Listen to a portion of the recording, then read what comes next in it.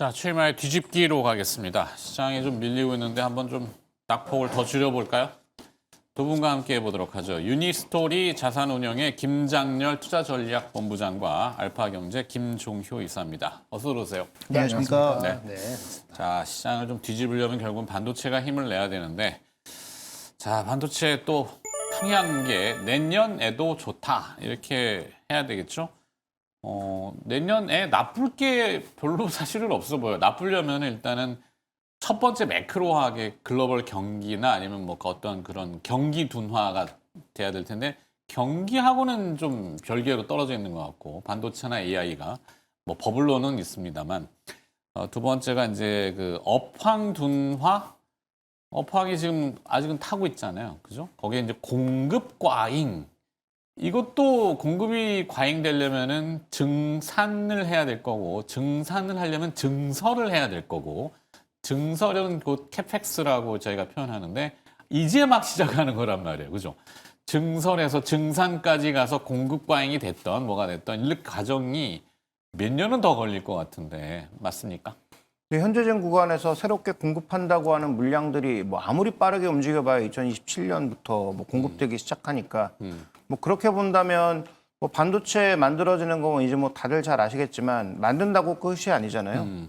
그 전부터 콜 테스트부터 시작해서 여러 가지 테스트를 거쳐서 실제로 양산 과정까지 다 검증하는 과정만 뭐 1년 이상이 걸리니까 그래서 네. 공장 짓는 게 중요한 게 아니고 공장 지어서 라인이 돌아가도 그 라인에서 각각의 테스트를 하고 그것들을 또 양산하는 과정에서 여러 가지 그 테스트들을 완성해서 거치려면 기본적으로는 뭐 시간 텀이 필요한 상황이고 그다음에 더 중요한 건 지금 이 소위 빅3가 현재 호황을 즐기고 있다는 게 더 문제인 거죠.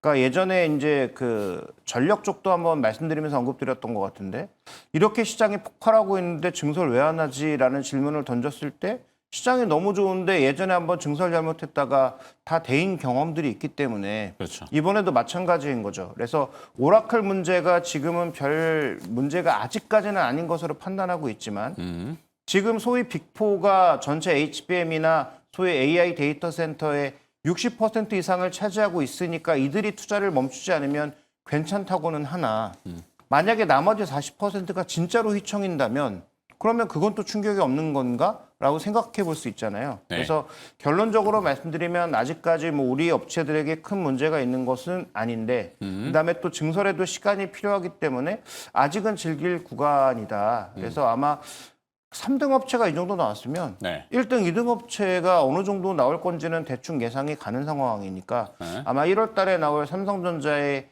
그 이익 가이던스를 보면 여전히 좀 깜짝 놀라지 않을까라는 생각을 해야 될 것 같습니다. 서프의 서프, 슈퍼 서프, 뭐 이렇게 중첩된 서프라이즈, 놀라움의 연속이다 이렇게 예상을 하시는군요. 그렇죠. 거기에 뭐 이견을 달 계제는 아직 없는데, 다만 이제 증설을 하려면은 수요를 확인해야 되는데 수요처가 메인이 이제 데이터 센터가 한 축이잖아요. 근데 거기서 지금 제동이 딱 걸리는 건지 물론 오라클이 전체 데이터 센터를 다 주관하는 건 아니지만 거기에 이제 시장이 의구심을 갖는 거잖아요. 수요가 저기 멈춰버리면은 그러면 이쪽에서 공급하는 입장에서도 조금 뭔가 어그러지는 거 아니야? 라고 의심하니까 지금 주춤하는 건데 네. 어떻게 봐야 그럴 수 돼요? 있죠. 그러니까요. 그럴 수 있습니다. 우리가 계산을 해야 되는데 오라클이 발표한 숫자 있잖아요. 한 네. 4, 5년간의 그 데이터 센터 한다는 거 계산하면은 한 달 됐습니다만 더 많이 들었겠죠. 그건 원래 그 수요가 제대로 된다는 가정을 했으면은 삼성하이닉스 마이크론 캐파의 30%를 차지합니다. 그리고 세월이 지나면 좀 낮아질 것 같지만은 전력 소모량의 전 세계 그 전력 소모량 데이터 센터 이용 데이터 센터의 20%를 차지합니다. 5년 내로. 그러니까 네. 20에서 30%는 오라클에 달려 있어요. 그래서 영향을 받는 겁니다. 그게 안심할 거는 아니라고 봐요. 주가 레벨이 낮기 때문에 지금 싸다는 건 제가 전적으로 동의해요. 저도 포지티브한데 세계가 무너지면 20, 30% 영향이 반드시 있고요. 거기는 메타도 포함돼요. 네. 그러니까 지금 오라클이 오늘 그 100기가와트짜리, 1기가와트짜리 100억 불짜리가 문제가 됐다는 거는 오픈 AI한테 하는 300억 달러짜리의 일부분인데 네. 원래 1차, 2차에서는 그대로 참여했던 블루 아울 캐피털이 최대 전주인데 얘가 3차에서 100기가에서 빠지겠다 했단 말이에요. 네네. 그래서 대신해 갖고 하는 게 블랙스톤이 얘기되고 있는데 아직 어떻게 되는지 모르는 상태고 그래서 농지 재개혁 어쩌고저쩌고 갖고 이게 또 미뤄졌단 말이에요. 그러면 이제 오픈AI가 이슈가 되는 건데 이런 형태로 되는 이런 비즈니스 그런 그 블루 아울 같은 데가 사가지고 자기 돈 투자해갖고 렌트해 주는 거잖아요. 이런 형태가 메타도 똑같이 해요. 메타도 그런 게 들어가기 시작했어요. 그래서 이게 오픈AI 말고 메타도 그럴 소지가 일부 생겼어요. 네. 그래서 전 세계에 영향을 미치는 건 한 20, 30%는 나빠지면 그러니까 이거 갖고 나빠진다고 제가 하는 게 아니고 그럴 소지가 있으면 센티적으로는 10개가 괜찮았는데 한 두세 개가 항상 마음에 걸리는 거야. 뭔 얘기인지 아시겠죠? 네네. 물론 이렇다 하더라도 진짜 이거를 무시할 정도로 반도체 밑에 단의 곡괭이는 너무나 쇼트해지기 때문에 반도체 가격이 오늘 마이크론에 나온 것처럼 어마무시하게 나왔잖아요. 어마무시하게 나왔으니까 마이크론 실적 가지고 유추할 수 있는 건 확실한 거 하나. 4, 4분기 실적 발표할 때 1월 달이죠. 4, 4분기 실적하고 1분기 가이던스라가 아니면 1분기 예상이 지금보다는 더 올라갈 겁니다. 네. 지금 최근 많이 올랐죠. 하이닉스 삼성전자 19조 됐죠. 19조에 4, 4분기. 내년 1, 4분기 23조예요. 네. 삼성전자 하이닉스가 그렇고 삼성전자 하이닉스는 16조 4천억이고 1분기가 18조 4천억인데 그 매출 증가율 있지 않습니까? 그 3Q 대비했을 때 4Q, 1Q 해서 매출 증가율이 얼마냐면은 최근 애널리스트 보면은 삼성전자는 약 60%.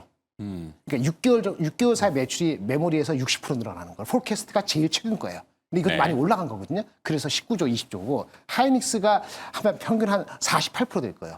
하이닉스는 베이스가 높았기 때문에 그러면 60% 40% 포캐스트가 제일 가장 최근에 된 게 지금 여러분들이 아주 이렇게 잘 보시는 분들이 60% 48%인데 네. 오늘 나온 숫자 있잖아요, 얘네들이.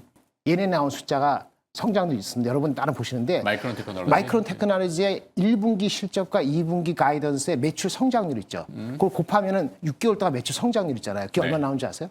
뭐, 아마 그 얘기 안 할 겁니다. 퀀트를 돌리신 건가요, 그러면? 그 숫자 곱하면 돼요. 65%입니다. 65%. 그러니까 걔네 물론 이게 얘네는 12월 달이 1분기 실적에 안 포함되고 2분기 가이던스 포함되고 우리는 네. 4, 4분기 12월 달에 들어가니까 우리가 4분기 더 좋을 수 1분기가 약간 상대적으로 낮는데 합해서 곱하기 하면은 매출 성장률이 우리가 지금 잡혀 있는 매출이 60%하고 50%가 안 되는 게 가장 최근에 높게 올라온 건데 얘네는 네. 오늘 발표된 게 65%라고요. 그러면 물론 삼성하고 하이닉스하고 구조가 HBM 아니고 섞여 있으니까 모르지만 마이크론이 생각보다 잘 나왔잖아요. 성장률이 네. 65%니까 우리도 그거만큼 하이닉스 같은 경우도 그로스를 삼성도 올려야 그렇고 된다? 더 올릴 여지가 있는 거죠. 요거는 매출만 본 거죠. 네. 밑에 단의 마진은 어떤지 아세요?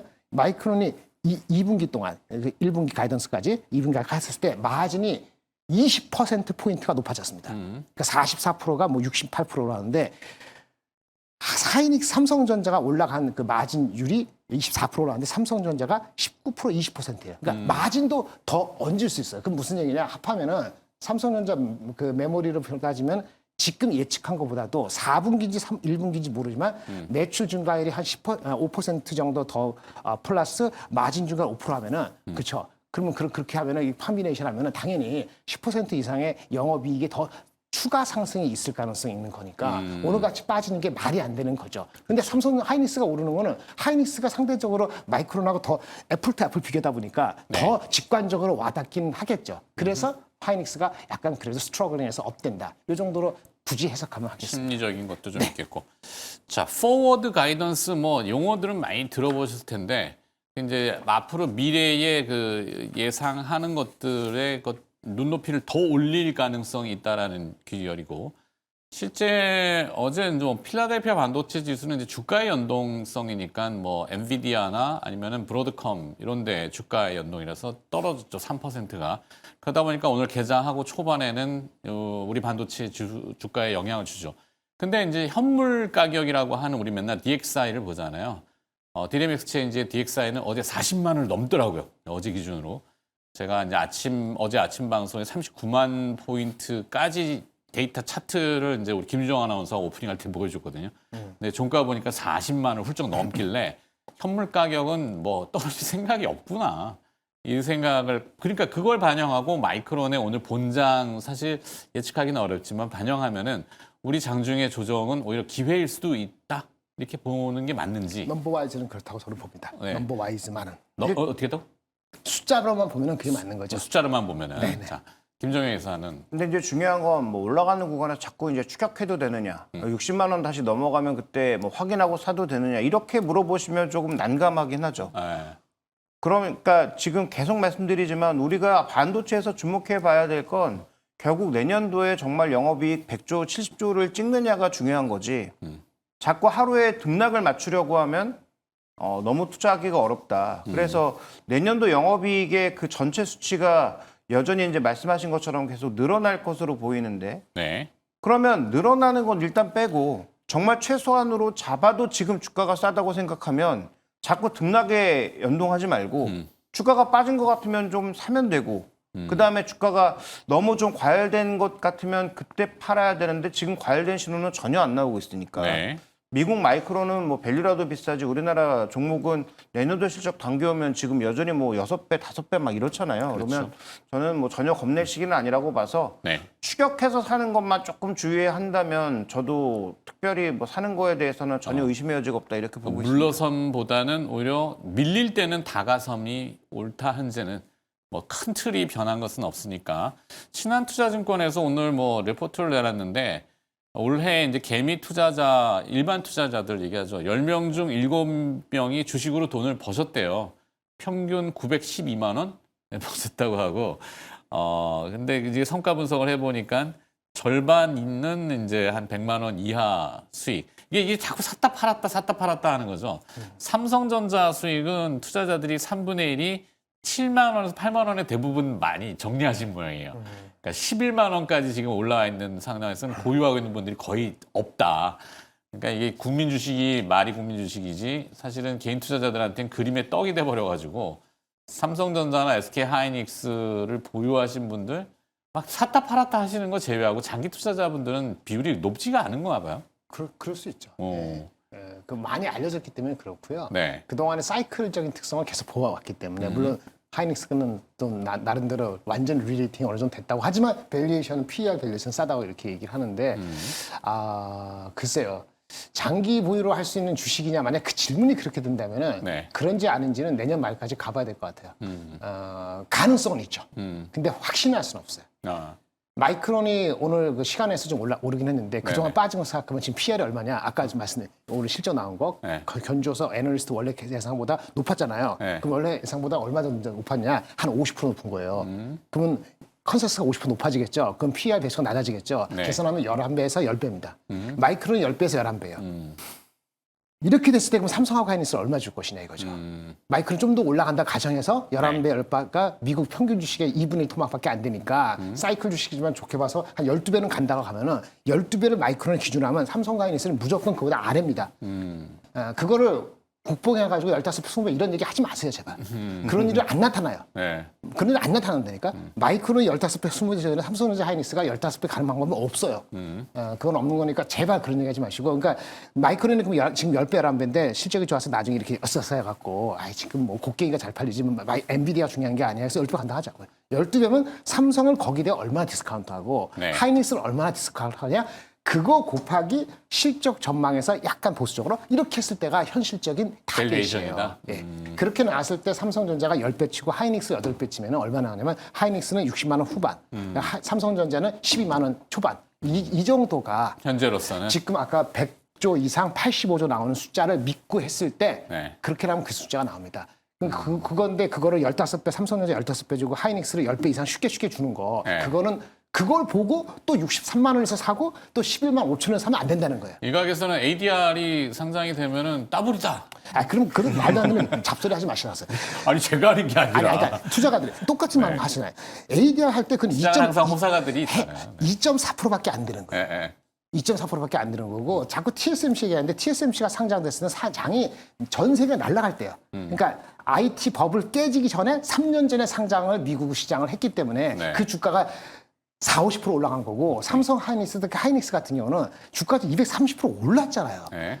그리고 지금 대호황이라고 얘기한다고 하지만 그 가능성은 옛날에 대비했을 때 IT 버블만큼은 아니라고 얘기하지 않습니까? 그러면은 적절하게 생각을 해야 하는 게 맞는 거죠. 근데 그거를 설레발해서 하면 안 되는 거라고 보는 거고요. 현실성을 좀 자각해야 된다. 네, 근데 이제 자꾸 이제 부추기고 하는데 갖고 계신 항상 그런 거예요. 목표 주가 100만 원 딱 있는데 목표 주가 100만 원 굉장히 어렵습니다. 네. 그 내년 실적에 85조, 90조가 나와도 100만 원이 안 돼요. 왜 안 되는지 아세요? 사이클 주식이기 때문에 내년도 4, 4분기에 가격만 약간 둔화되더라도요. 내후년 거 잘 모른다 해서 밸류가 낮아져요. 오케이. 그래서 내후년에 대한 밸류에 대한 넘버가 가시화되는 내년 2분기 정도 됐을 때 그런 얘기를 하는 거지. 지금 와가지고 뭐 내년도 뭐 85조인데 내후년 거 모르겠다. 오늘 나온 숫자가 어저께 삼성전자 영업이익이 내년 게 110조 나온 게 2개나 리포트 나왔어요. 네. 근데 한근도 어떻게 나온지 아세요? 110조 동시에 얘기하면서 27년도 거 70조입니다. 네. 무슨 얘기냐? 시클리컬 특성을 걱정하는 사람들도 10명에 두세 명은 있어요. 이게 컴비네이션 돼가지고 이렇게 이렇게 접점을 찾아야 되는데 그게 시간이 걸린다는 거 생각하죠. 오케이. 예, 그래서 그게 아니니까 삼성전자하이닉스가 우리나라 대표주고 시가총액 다 40% 왔다 갔다 해서 좋긴 한데 그게 흥분해서 목표 주가 막 나올 때 사는 게 아니고 오늘같이 이게 왜 안 가지? 이럴 때 만약에 아침에 많이 빠졌잖아요. 사실은 어떻게도 뭐 그렇게 빠질 때 조금 안 갖고 계신 분은 조금 담아보는 용기 정도 이렇게 생각하시는 게 현실적이지 않을까라고 생각합니다. 알겠습니다. 뭐 현실적인 얘기니까. 자, 그래서 김장렬 우리 본부장은 흥분은 가라앉히되 오늘처럼 밀릴 때는 약간 좀 제가 다른 흥분해서 한국어는, 얘기하죠. 네. 약간 흥분하셨어요. 네. 죄송해요. 그 아닙니다. 뭐 근데 저희가 이제 매일 방송을 하고 매일 뭐 보다 보니까 뭐 우리 그 김정일 의사도 매일 나오시잖아요. 그럼 매일 바꿀 수도 없고 뭐 맞아요. 했던 얘기를 굵은 줄기 딱 하면은 1년에 한 번만 나오시면 되거든. 분기에 한 번 아무튼 나오셔도 이런 되고. 쪽은 일주일에 한 번은 해야 돼요. 그러니까 예. 자, 그래서 정리하자면 김장렬 의사는 그렇고 본부장은 그렇고 김종인 의사는 전략을 조금 어떻게 가져가 볼까요? 그러니까 저는 뭐 보유하고 계시다면 계속 뭐 킵고잉을 고잉? 계속 말씀드리고 있고요. 그다음에 이제 신규 매수는 저도 마찬가지입니다. 자꾸 이렇게 증거사들 목표가가 올라가는 시점에 쫓아서서 아주 좋은 수익을 올렸던 기억이 별로 없으니까 지금 뭐 하이닉스 뭐 극단적으로 100만 원도 나오고 뭐 80만 원 나오고 막 하는데 네. 그 가격을 보시기보단 이익이 변하는지만 계속 신경 쓰시면서 조금씩 담아가는 건 나쁘지 않다. 그다음에 신규 매수하시는 분들은 최대한 조정 나올 때 사시는 게 시장에서 우려가 다시 높아질 때 사시는 게 맞다라고 좀 보고 있습니다. 그렇죠. 전술과 전략 얘기들을 요즘 많이 하는데 전략적으로는 그렇다 치고 이제 전술적으로 좀 기교 있게 많이 이제 유연하게 좀 하자. 뭐 표현은 어렵네. 정리하려니까. 자, 트럼프 대통령의 얘기들이 곧 나오는 것 같아요. 차기 연준 의장을 발표할 거라고 하는데 차기 연준 의장은 큰 폭의 금리 인하를 지지할 것이다. 원론 얘기죠. 자기의 이제 그 밀고 나가는 스타일. 아마 그 내용을 지금 11시부터 계속 리포팅 하는 것 같습니다. 대국민 연설이라고 하는데 그쪽 시간이 지금 뉴욕이 9시인데 9시 20분 정도 되는군요. 뭐 굳이 밤에 저렇게 또 하시는지 모르겠네요. 자, 두 번째 이슈는 여기가 지금 문제예요. 사랑의 배터리. 사랑의 배터리. 전 2차 전지가 항상 우리한테는 난제거리인데 자, 요거 좀 한번 풀어주시겠어요? 김장희 의사께서 2차 전지 위기인가 기회인가? 그러니까 지금 포드가 문제잖아요. 포드. SK온하고 그 블루오벌 결별했고 그다음에 포드 150 안 팔린다 그래서 그 LG 엔솔하고도 계약 건수가 뭐 70 얼마입니까? 7조 75기가와트니까 뭐 엄청난 구조 정도 날아간 거잖아요. 포드가 안 팔리는 거죠. 얼마나 팔릴 것 같아요? 작년에 미국에서 전기차가 네. 테슬라가 포드 전기차? 테슬라가 62만 대가 팔려서 1등이고 전기차 전체가 미국에서. 그다음에 아마 그 현대 기아가 한 12만 개 팔리고 많이 떨어지죠. 네. 바로 3위가 11만 개 비슷한 게 이게 아마 GM일 거예요. 그리고 얘 포드가 이제 네 번째인데 9만 8천 대 팔렸어요. 네. 근데 올해 안 팔. 올해 예상이 7만 몇천 대 팔릴 것 같아요. 그래서 그 중에서 추리는 거예요. 세 개가 있는데 무스탕 마하 무스탕이라고 머스탱. 머스탱 그 마하라고 그게 이제 우리 SUV고 그게 한 50% 차지하고 한 30% 차지하는 게 뭐가 있냐면 그게 이제 픽업 트럭. 그게 지금 포드 150이고 그다음에 네. 다른 것도 있어요. 그렇죠. 그러니까 지금 LG하고 깨진 거는 이 아마 요 중간에 있는 포드 150 이쪽을 중심으로 깨진 것 같거든요. 근데 정확히 말하면 LG 엔솔이 작년에 9월인가 10월에 맺은 그 계약 있잖아요. 네. 그건 110기가와트였어요. 근데 지금 깨진 거는 75니까 다 망가진 건 아니에요. 네. 그러니까 일부는 살아있어. 살아있으니까 걔네가 완전 전기차를 포기한 건 아닌데 미국 시장이 워낙 안 좋으니까 네. 스케일 다운하고 하이브리드를 하는 거예요. 근데 그 임팩트는 일파만파 많죠. 특히 SK는 원래 안 좋다고 생각했지만 LG는 여러 가지 다른 그 오더가 잘 나왔잖아요. 근데 이 오더는 더 임박한 건데 27년부터 들어가야 되는데 큰 게 들어오니까 주가적으로 애널리스트 목표 주가를 낮추는 거 그 계산하면 15% 나오니까 그거 낮추는 건 타당하죠. 결론이 필요합니다. 시간이 좀 제한돼서. 타당합니다. 지금 단기적으로는 ESS는 새로운 뉴스가 아니기 때문에 전기차 안 팔린 뉴스 때문에 주가가 튀는 건 쉽지 않을 것 같아요. 어렵다. 더 빠지지는 않더라도. 김종현 회사는 어때요? 결국은 뭐 결론은 이것도 마찬가지일 텐데 두 가지인 거죠. 미국에서 ESS 하면서 AMPC를 안 받았다가 받는 쪽, 뭐 삼성 SDI라는 거고요. 그다음에 지금 결국은 중국을 빼는 걸 여러 군데서 다 할 수밖에 없는데 중국이 가장 많이 장악하고 있는 게 결국 LFP 양극재 음극재랑 그다음에 이제 전체 음극재를 중국이 거의 90%를 여전히 장악하고 있잖아요. 네. 이것 조금이라도 뺏어올 수 있는데 어디냐? 포스코 퓨처엠. 뭐 저는 그 두 개 외에는 뭐 다른 답은 없다고 보고 있습니다. 네. 그래서 결론은 SDI하고 포스코 퓨처엠. 오케이. 더 듣고 싶은데 항상 시간이 문제네요. 오늘 여기까지 해야 될 것 같습니다. 오늘 장 뒤집기 유니스토리 자산운용의 김장렬 투자전략본부장과 알파경제 김종효 이사와 함께 반도체와 2차 전지 얘기 또 중복했지만 다양한 의견을 들어봤습니다. 두 분 오늘 말씀 고맙습니다. 네, 감사합니다.